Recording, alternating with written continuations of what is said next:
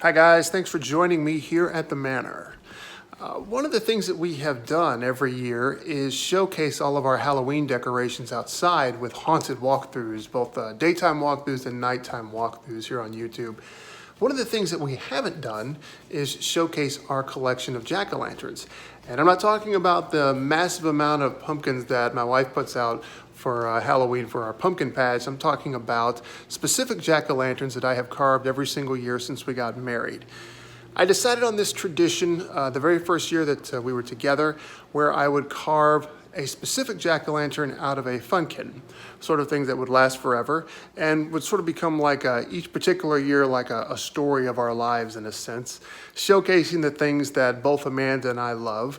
So every year I carve something dedicated to something in pop culture that we both love. So in just a minute, we're going to take a look all the way back at the first pumpkin I carved back in 2012, all the way up to now here in 2020. And I'll tell you a little bit about the story behind each one. So that being said, let's go take a look at those pumpkins right now. So we started things off in a pretty big way, as you can see here with Doctor Who. More specifically, this is the 10th Doctor. Now, for those who don't know about Doctor Who, I am not going to bother getting into all the backstory here. For those who do know about it, I will simply say that I went with the 10th Doctor, David Tennant, simply because he is the one that made me fall in love with the series. I started watching it with Christopher Eccleston, and then I kept going back and learning more and more about it with him, but the version of the Doctor that really just cemented my love for this series, where I just wanted to see every episode as it came out, just pins and needles to see what happened, it was the 10th Doctor. So it just made sense to dedicate at least one pumpkin to him, so that's the first one we went with here. Doctor Who, David Tennant, in jack-o'-lantern form. Perhaps someday somebody out there will do jack-o'-lanterns for every Doctor over the years, but it's not going to be me. Up next we have Iron Man from the Avengers. I do very much enjoy comic books, I do like superheroes, and I'm a big fan of both Iron Man and the Avengers, and it goes without saying that I absolutely love Robert Downey Jr.'s portrayal of Tony Stark. So it was inevitable that he would somehow end up on one of our pumpkins. We just decided to do it the very next year. You can see a little bit of age on this one. He's got a slight crack just above his shoulder, but the pumpkin is holding together pretty well for a pumpkin that's 7 years old, I think. So real proud of this one. The pattern looks good, everything about it looks good. This is a great pumpkin. And speaking of things that would inevitably become a pumpkin, we have Mr. Spock from Star Trek. I grew up with Star Trek. I love Star Trek. It might be my favorite science fiction genre of all time. So yeah, Spock had to end up in this at some point. So here he is in all of his glory. The original Leonard Nimoy version of Mr. Spock, by the way. Not going for one of those carbon copies. I got nothing against them, but the original is always going to be the best. So live long and prosper, Mr. Spock. This pumpkin's kind of special for a few reasons. First off, this was the first one I carved that wasn't dedicated to one of my loves. My wife, Amanda, is a huge fan of Jurassic Park, and I felt like it was high time that I dedicated my carvings to her. So this year went to Amanda's love for Jurassic Park. Another thing that is special about this particular pumpkin is this is the first time that I carved something without the use of a stencil meant specifically for pumpkins. I actually took the original Jurassic Park emblem and just translated myself. So this is sort of, I guess you could say, kind of an entirely original interpretation, even though it's not my logo. I did it without the help of somebody else deciding how the stencils would work. But it came out really good, and I'm really proud of this one. And most importantly, Amanda absolutely loves it. Okay, for this year, this is the first of two pumpkins. I went back to my love of comic books, cartoons, and whatnot, and this year I went with, I'm sure everybody can guess that this is a Teenage Mutant Ninja Turtle. I grew up on these guys as a kid in the 80s, and I have just loved them ever since. I can still remember my excitement when they made that very first movie So yeah, like the ones before, it was just a matter of time before one of the Ninja Turtles showed up as a pumpkin, and here he is. This glorious one of two pumpkins for 2016. And here we have the second pumpkin of 2016. 2016 was the year our son was born, so we wanted to dedicate a pumpkin to him.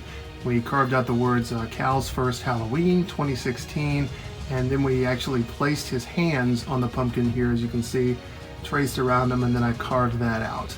Amanda saw that, I guess on Pinterest somewhere, and thought it was too good to pass up. So we did that here and dedicated one extra pumpkin for 2016 to our firstborn son, Callum Schorr. I went back to my loves for this pumpkin. This is the Green Arrow. This is the traditional Green Arrow from days gone by, not necessarily the version people are probably familiar with thanks to the CW TV series Arrow. This is the Green Arrow as he was in the 70s and the 80s. This is the one that showed up in the Justice League Unlimited cartoon, and that's the version that I just really fell in love with, appreciated. So I could not resist the chance to translate him into a pumpkin, and this might be one that I'm more proud of, just because of how it turned out, because it was a really different idea, the way that all the carvings worked, and every time I look at this one, I feel really good about myself, like I did something really impressive. So if you guys disagree, feel free to tell each other, but just don't tell me about it. Let me live my dream here. All right, this pumpkin is for Callum. This was where Callum actually started getting into various things, and one of the first things that he got really into was Disney's cars. He got so into it, in fact, that he is still into it today. And his favorite character is Mater. I mean, every kid loves Mater, of course. So I had to give him that. I had to carve something dedicated to him and his love for a change instead of just my own. So I carved out Mater. Here he is in all of his rusted up glory on this latest pumpkin. All right, this is one of two pumpkins for this year. When I bring out the second pumpkin, you will see why. This one is special though because this one is a shared interest. I love Futurama, and because I love Futurama, Callum ended up loving it too. And his favorite character is the one you see right here, the lovable, dastardly Bender. So Bender just had to show up at some point in one of our pumpkins. So here he is, showcasing both Callum's love and my love for this particular future comedy subversive series. And now we have the second pumpkin for 2019. 2019 was the year that Rowan was born, so keeping up with the tradition, we dedicated a pumpkin to her, carving out her hands and marking the occasion and the date. I'm a little disappointed in myself here because I messed up the letters for first, as you can see, and Halloween doesn't look all that great either, but I know what I did wrong here. I carved the letters too small. But it comes out good, and I guess that gives it some character and a story to tell. I hope that when she's older, Rowan doesn't hold this against me. But the most important thing is her little hands there, as they were that particular year. So she'll always be able to remember this about her first Halloween. And finally, our latest pumpkin for 2020 is Ghostbusters. Some might ask why it took me so long to finally carve this thing, and I don't have a good answer. I just kept finding other stuff to carve instead, I guess. But finally, at long last, the Ghostbusters logo makes its way onto one of our pumpkins. It came out really good, I think. I'm proud of this one, and the only thing about it is I hope that in years to come it remains as recognizable as it is now. I probably don't have anything to worry about because this movie is more than 30 years old now, I think, and people still know about it, so it'll probably still be alive in some way in the years to come, and people who come to our house will see it here and be reminded of it. And there you have it. That's all of our pumpkins, so thanks for checking that out. Hope you guys got a kick out of it. If it gives you any ideas for pumpkins to carve for yourselves this year, hey, fantastic. Go overboard, go nuts, carve whatever your heart desires. That's what it's all about. So I guess I'll just wrap things up, say, have a safe, happy Halloween. And please be sure to like and comment below and subscribe to our channel. That'd be fantastic. But yeah, have a happy Halloween. Have a safe Halloween. It's kind of dangerous times out there, but just stay safe, look out for each other, and most importantly, happy hunting.